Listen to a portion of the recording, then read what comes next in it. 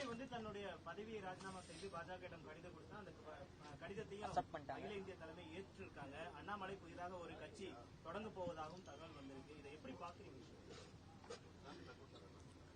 பாஜகவில் அவருக்கு என்ன கசப்பு என்று நமக்கு தெரியவில்லை.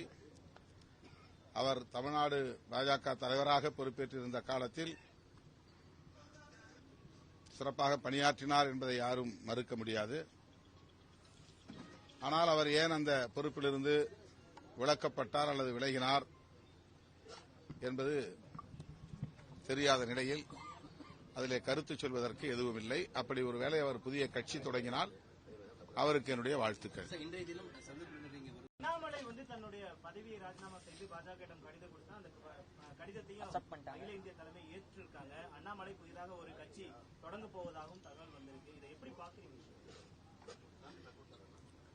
பாஜகவில் அவருக்கு என்ன கசப்பு